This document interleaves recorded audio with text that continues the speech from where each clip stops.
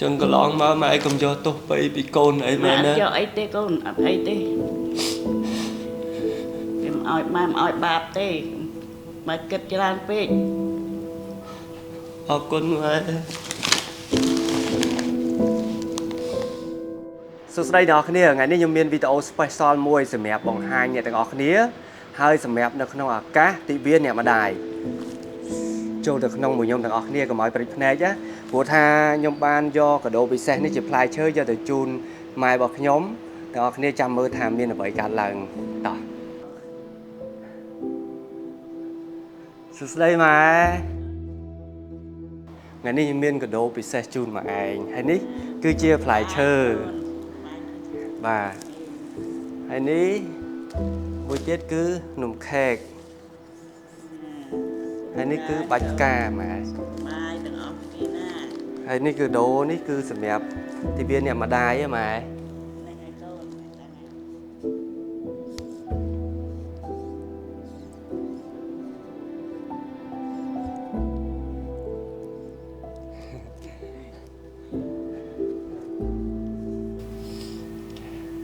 ម៉ែថ្ងៃនេះទិវាអ្នកម្ដាយហើយកូនចង់និយាយពាក្យនៅក្នុងចិត្តកូនអរគុណម៉ែហើយក៏សូមកម្មាទោសម៉ែអរគុណម៉ែមែនតែនដែលបានចិញ្ចឹមកូនបានយ៉ាងល្អទាំងការអប់រំណែនាំក៏យល់កូនឲ្យក្លាយជាមនុស្សល្អនៅក្នុងសង្គមហើយក៏សូមកម្មាទោសម៉ែកន្លងមកដែលកូនមានពាក្យខុសឆ្គងមកលើម៉ែសូមម៉ែកុំបង្កាន់កូនអីតាំងពីក្មេងរហូតមកដល់ធំ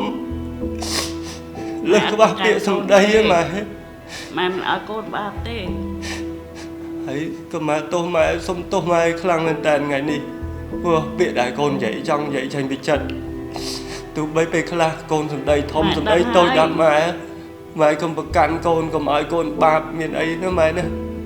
នឹងម៉ែមិនឲ្យកូនបាបទេកូនអីទេសុខសប្បាយទាំងអស់គ្នាកូនចឹងកន្លងមកម៉ែកុំយកទោសពីកូនអីម៉ែណាយកអីទេកូនអត់អីទេ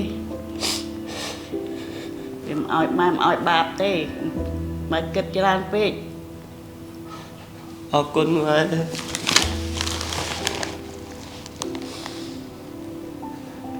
កូនចង់និយាយថាកូនស្រឡាញ់ម៉ែស្រឡាញ់ខ្លាំងមែនតើស្រឡាញ់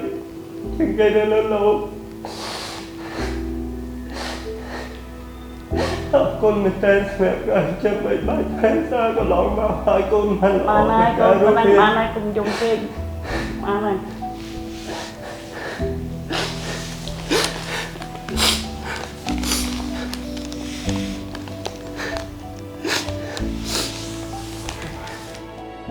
ជំរាបសួរបងប្អូនអរគ្នាអរគុណមែនតើសម្រាប់ការទស្សនាវីដេអូបំបញ្ញមិញហ្នឹងហើយវីដេអូមិញគឺខ្ញុំចង់និយាយលើកទឹកចិត្តក៏ដូចជា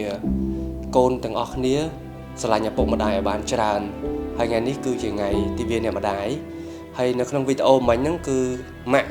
ម៉ែក៏មិនមែនជាម៉ែខ្ញុំបង្កើតទេហើយម៉ែខ្ញុំបង្កើតនេះគាត់បានចែកឋានដល់រយៈពេល1ឆ្នាំជាងហើយប៉ុន្តែ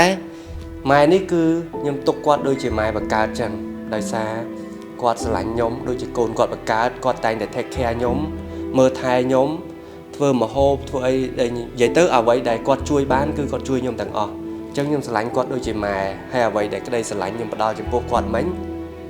កន្លងមកខ្ញុំធ្លាប់ធ្វើច្រើនដងជាមួយនឹងម៉ាក់ខ្ញុំបង្កើតខ្ញុំតែងតែធ្វើបែបនេះខ្ញុំតែងតែសុំកម្មាទោសពីគាត់ខ្ញុំតែងតែសំពះគាត់ដល់បាតជើងអានេះគឺជាក្តីស្រឡាញ់ក៏ដូចជាការគោរពរបស់ខ្ញុំដឹងគុណចំពោះម៉ាក់របស់ខ្ញុំពួកកន្លងមកខ្ញុំពីក្មេងខ្ញុំមានហេតុផលច្រើនពួកពេលខ្លះយើងអត់ដឹងអីណាយើងតមាត់នឹងម្ដាយសម្ដីតូចសម្ដីធំអត់ស្ដាប់ប្រកបគាត់អាហ្នឹងបានន័យថាបើសិននិយាយតាមធម៌ព្រះយើងក៏មានបាបកម្មច្រើនមែនទែនហើយគុណចំពោះឪពុកម្ដាយយើងសងអត់រួចទេតែអ្វីដែលខ្ញុំធ្វើថ្ងៃនេះធ្វើវីដេអូលើកទឹកចិត្តបងប្អូនទាំងអស់គ្នាអ្នកដែលមានឪពុកម្ដាយដែលគាត់នៅមានជីវិតណាកុំឲ្យស្ដាយក្រោយធ្វើអំពើល្អជាមួយគាត់ឲ្យបានច្រើនស្រឡាញ់គាត់ឲ្យបានច្រើនជាពិសេសយកចិត្តទុកដាក់និងផ្ដល់ភាពកក់ក្ដៅឲ្យគាត់ដើម្បីឲ្យគាត់ในជីវិតចុងក្រោយរបស់គាត់ដើម្បីឲ្យគាត់មានអារម្មណ៍ថាគាត់កក់ក្ដៅមានកូនមានមនុស្សជាទីស្រឡាញ់នៅក្បែរគាត់ហើយចំពោះក្តីស្រឡាញ់មួយនេះ មិនថាក្តីស្រឡាញ់នៅទីណាចិត្តឬឆ្ងាយទេឲ្យតែយើងគិតថាគាត់ជាមនុស្សដែលយើងស្រឡាញ់គាត់ដែលធ្លាប់តែថ្នាក់ថ្នមមើលថែយើងណាមិនថាឪពុកមិនថាម្ដាយមិនថាយាយមិនថាតាមិនថាបងមិនថាប្អូនអ៊ំពូមីងក៏ដោយគឺយើងអាចផ្ដល់ក្តីស្រឡាញ់ឲ្យគាត់គ្រប់គ្នាពួកគាត់ធ្លាប់មើលថែយើងគាត់ស្រឡាញ់យើងអញ្ចឹងអ្វីដែលគាត់ចង់បានចុងក្រោយគឺការយកចិត្តទុកដាក់ការផ្ដល់ភាពកក់ក្ដៅនិងផ្ដល់តម្លៃឲ្យគាត់មានពេលវេលាដែលចំណាយពេលនៅមួយគាត់ប៉ុណ្ណឹងគឺគាត់អស់ចិត្តដែរហើយខ្ញុំពិតជាអរគុណបងប្អូនខ្លាំងមែនតើសម្រាប់ការទស្សនាវីដេអូរបស់ខ្ញុំមួយនេះអរគុណច្រើនជម្រាបលា